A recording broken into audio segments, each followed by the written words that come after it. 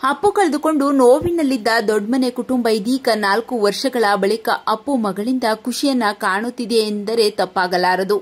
ಹೌದು, ನಿಧನರಾಗಿ ಇದೀಗ 4 ವರ್ಷ ತುಂಬಿದ್ದು ಇಂದಿಗೂ ಕೂಡ ಅಪ್ಪು ನಮ್ಮ ಜೊತೆ ಇದ್ದಂತೆ ಭಾಸವಾಗುತ್ತಿದೆ. ಇದೀಗ ನಿನ್ನೆಯಿಂದ ಅಪ್ಪು ಸಮಾಧಿ ದರ್ಶನಕ್ಕೆ ಲಕ್ಷಾಂತರ ಅಭಿಮಾನಿಗಳು ಬರುತ್ತಿದ್ದಾರೆ. ಅಪ್ಪು ಅವರ 4ನೇ ವರ್ಷದ ಪುಣ್ಯಸ್ಮರಣೆ ಇದ್ದ ಕಾರಣ ಪುಣ್ಯಭೂಮಿ ತುಂಬಿ ತುಳುಕುತ್ತಿದೆ. ನಿನ್ನೆ ಅಪ್ಪು ಸಮಾಧಿಗೆ ಅವರ ಕುಟುಂಬದವರು ಬಂದು ಪೂಜೆ ಸಲ್ಲಿಸಿದ್ದರು. ಪತ್ನಿ ಅಶ್ವಿನಿ ಅವರು ಪೂಜೆ ಮಾಡಿ ಭಾವುಕರಾಗಿದ್ದಾರೆ.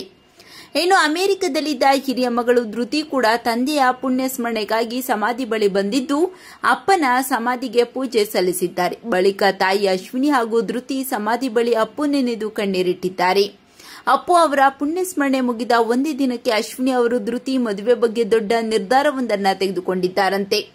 ಧೃತಿ ಅವರಿಗೆ ಅಮೆರಿಕದಲ್ಲೇ ಕೆಲಸ ಮಾಡಬೇಕೆಂಬ ಆಸೆಯಂತೆ. ಆದರೆ ಅಪ್ಪು ಕಳೆದುಕೊಂಡು ನಾವೆಲ್ಲ ನೋವಿನಲ್ಲಿದ್ದೇವೆ, ನೀನು ನಮ್ಮ ಜೊತೆಯಲ್ಲೇ ಇರುವಂತ ತಾಯಿ ಅಶ್ವಿನಿ ಅವರು ಹೇಳಿದ್ದಾರಂತೆ.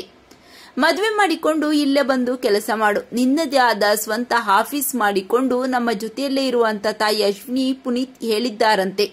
ಅಷ್ಟೇ ಅಲ್ಲದೆ ಈಗಾಗಲೇ ಮದುವೆ ಮಾಡಲು ಹುಡುಗನನ್ನ ಹುಡುಕುತ್ತಿದ್ದಾರೆ ಎನ್ನುವ ಸುದ್ದಿ ಕೂಡ ಸೋಷಿಯಲ್ ಮೀಡಿಯಾದಲ್ಲಿ ಕೇಳಿ ಬರುತ್ತಿದೆ. ಈ ಬಗ್ಗೆ ನಿಮ್ಮ ಅನಿಸಿಕೆಗಳನ್ನು ಕಾಮೆಂಟ್ ಮಾಡಿ ತಿಳಿಸಿ.